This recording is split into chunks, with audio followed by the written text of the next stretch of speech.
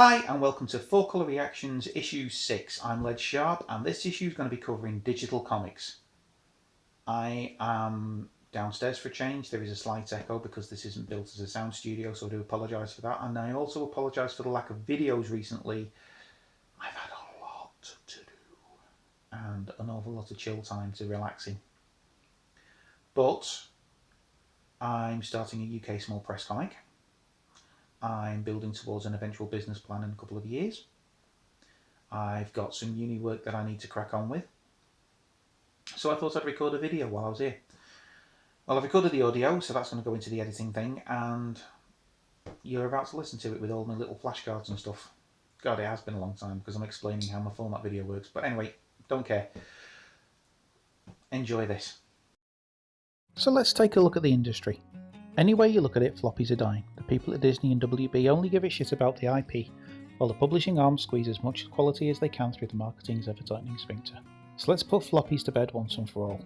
Now, before you start whinging about how it's the only format you'll buy and it'll mean the death of the industry, two things.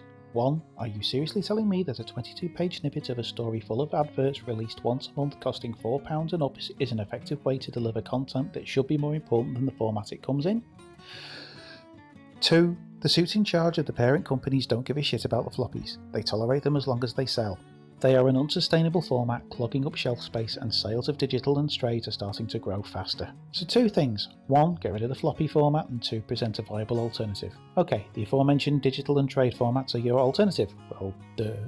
As for getting rid of the floppy, that's a reasonably simple process. Creative teams get to carry on at their pace, but when they've tied up their current storylines, that IP will no longer be published as a floppy. This carries on across all comics until all floppies are dead and gone. Yes, all of them. Well, okay, there are a couple of caveats I'll tag on at the end. Now, as the creative teams are allowed to carry on as normal, they should have their next story arcs ready and companies knuckle down and go digital with a line-wide relaunch. There needs to be several things for this to work. I'll talk about hard copies in a minute, so shush. 1.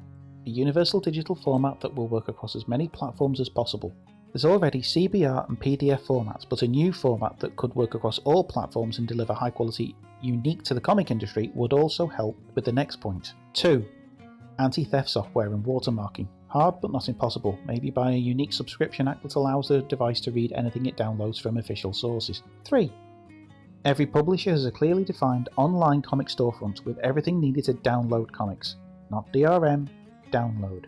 A lot of publishers have this, but they need a bit of streamlining, especially to reel in the old guard.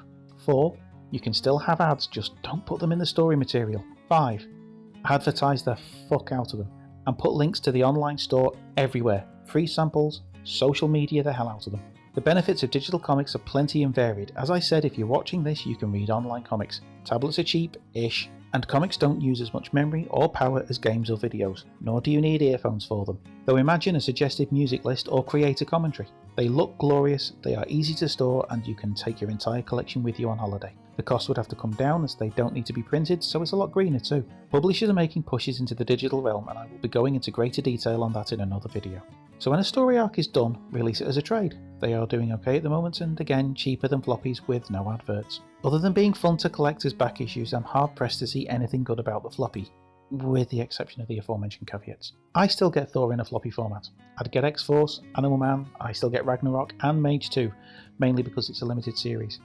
But if they ended forever as a floppy release, I would feel a mild sense of nostalgic pining for as long as it took me to fill in an online service. Now, digital obviously knackers a portion of Diamond's distribution, which is a good thing, as their marketing strategies and the subsequent tactics retailers and publishers have to use to sell floppies would have to come to an end.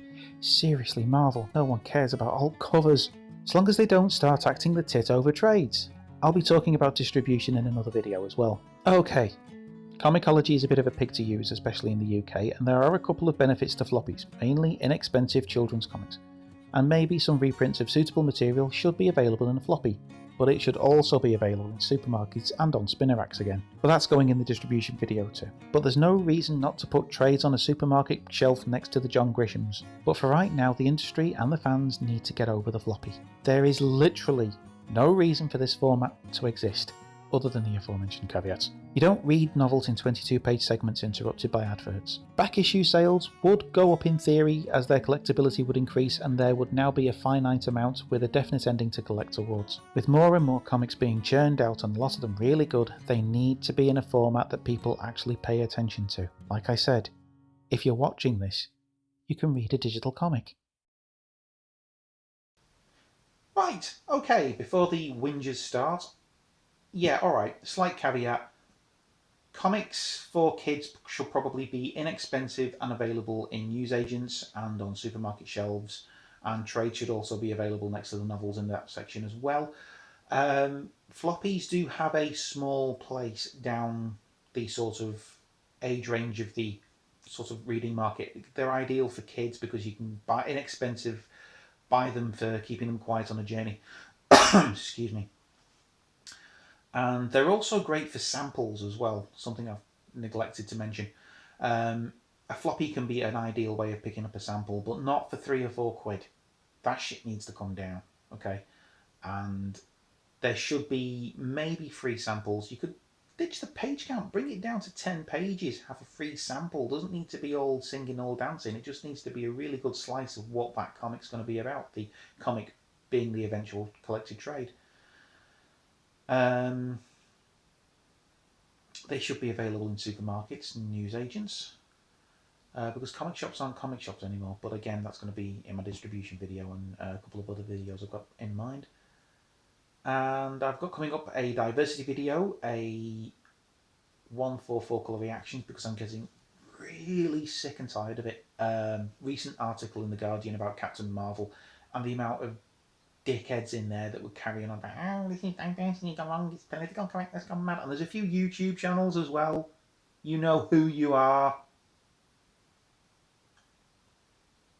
Anyway, I'm going to get pissed off about in the right video. Hope you enjoyed this video. Floppies are a dead format. You're going to have to live with it. It's a slightly overcast day and I'm glad it's cooled down. I promise there's going to be more videos up soon. I'm really glad I've managed to get this one done. Take care and have fun reading comics.